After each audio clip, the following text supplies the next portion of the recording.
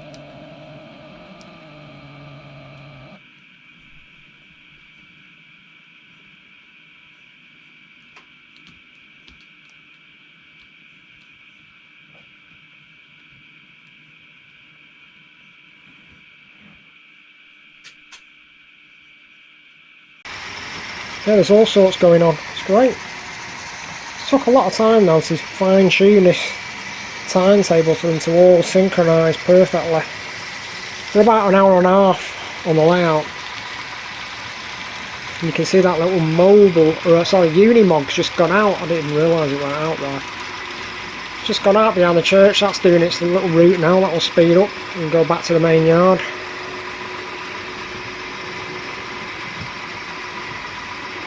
Just going behind the station now. That should build up speed actually. It should come out in a minute. Come round this way.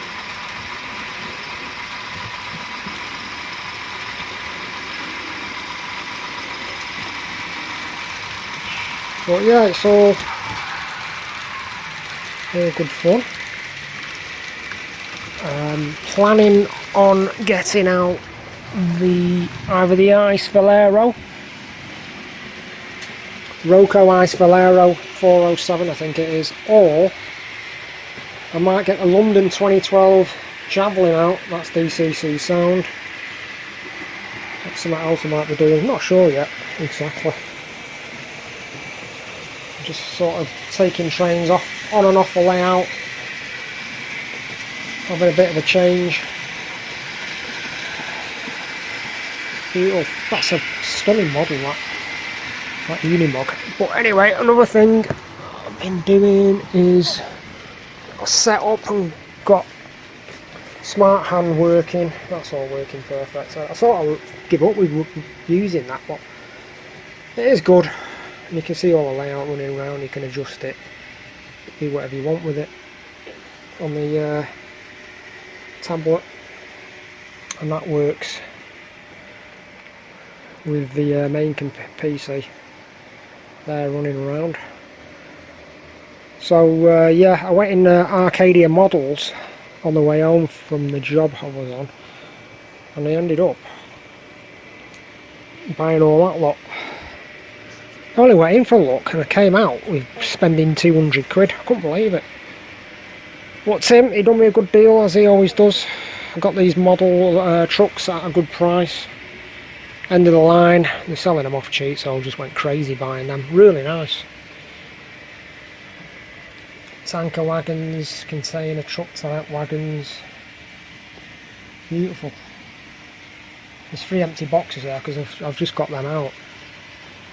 I bought 120 tree armatures, or whatever you want to call them, smallish ones, and I got the clumped foliage, and I add copy decks, latex to the branches and dip them in that, and that's the cheapest way of making lots and lots of trees. That looked pretty good for a cheap price. Also bought 2 of these little wagons, these little hoppers with the loads. They're really nice. Let's get one out. Brand new, never used. Superb little things then. I ended up buying Track Magic. You either love it or hate it. I like it for doing... I don't use it on the track. I use it for maintaining and cleaning and locos, etc. Got a Pico track rubber for the tracks where I can't get the automated wagon into, or it's really awkward. I use a track rubber. You either love or hate them as well. Ended up buying, he had that on offer, second hand, beautiful Class 70, absolute little stunner, DCC installed, lens decoder. It's got a missing buffer, but I'm going to replace that. I'll get a new buffer. It had a missing Fleischmann coupling on one end and a kiddie at the other, so I swapped them out, put on Fleischmann couplings. Got another fantastic wagon here as well, Roco, with a beautiful pipe load with all the stakes and the sideboards as well in there, all the accessories. That's good. I got that for a good price. I also got Novelties 2021. I'll show that in a minute. Definitely want that loco. It's a Class 95, not sure. Dynamic steam, all the bells and whistles, tooling, detailed cab. That is on my list to get. And the other models I got were these trucks, which I've just got out of the boxes. These are amazing. The detail on them. Got a tanker wagon, you can have that in the up or down position. A tanker, container type sort of transferable loads, rail to road. I've got loads and loads of these trucks. I must have about 50-60 of these now. So I'm going to get the truck train out again. I'm going to get the long truck train going with all the wagons on it. And the timetable is now at 3:05. Another route's been set. It runs to, the timetable runs at 2 times normal speed. It runs to 5 to 4. It stops about 4 o'clock. Starts at 12. So that's 2 hours. It takes 2 hours to do in real time. And you can see there's a TGV going out now. That's doing its runs. That's doing its runs. The Swiss loco, that's going back to the main yard, and the little Unimog that's gone back to where it should be, in the main yard. Its other destination route. So it's good, you can have all these train movements running, which would be impossible to control manually. You just won't be able to do it. That TGV will be speeding up in a bit, and all the rest of the other TGVs, they're all profiled. It's took me ages to do, but they're all set up now, in and out of station 1's perfect. So the idea is, when the start of the timetable finishes, all the trains are back exactly as they were when the timetable started, which means you can just recycle, just do another cycle on the timetable, or you can freeze it whenever you want, freeze the timetable, switch off your computer and then come back to it. It still works fine. It's really good. So anyway, that's that, and I'll just show that loco working as well.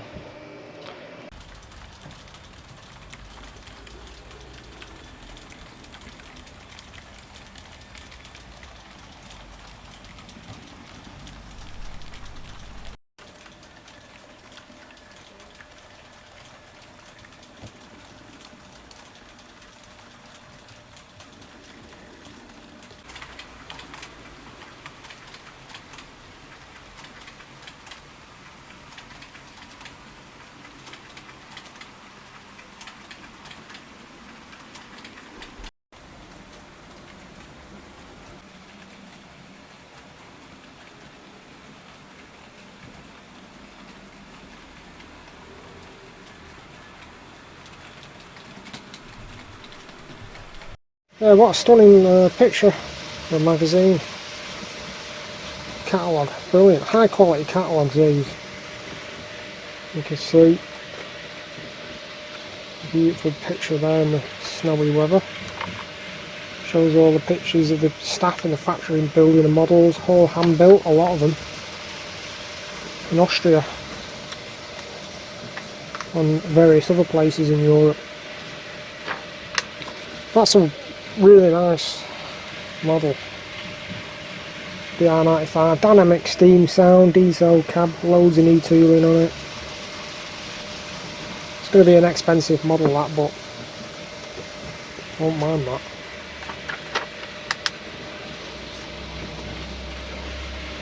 Original pictures of the real locos.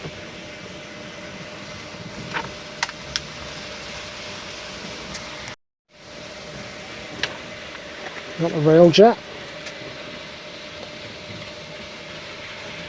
in the blue livery, blue and white, that's really nice.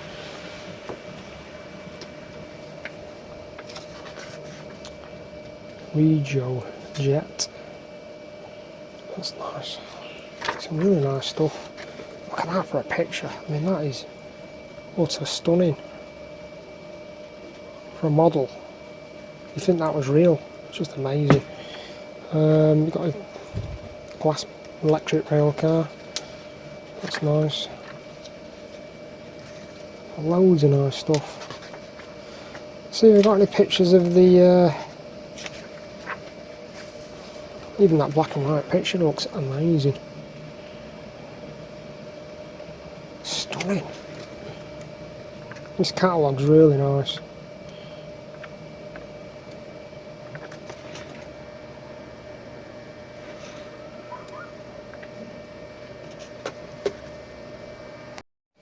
That's another new livery, Class 193, showing the original one and the model. That's really nice. Quite a nice livery, this one, with all the fire on it.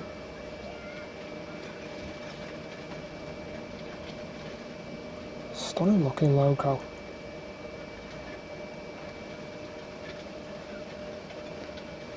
Some other liveries. Quite an unusual loco. EL16. Really unusual design, that. There's so much in this catalogue, so many new things on modern era trains. That's a stunning picture. That's quite nice, that red and white and grey livery. That's a good picture with the Thalia container crane in the background now. We've got the new livery of the sliving crane. Quite nice, that in blue. Something different.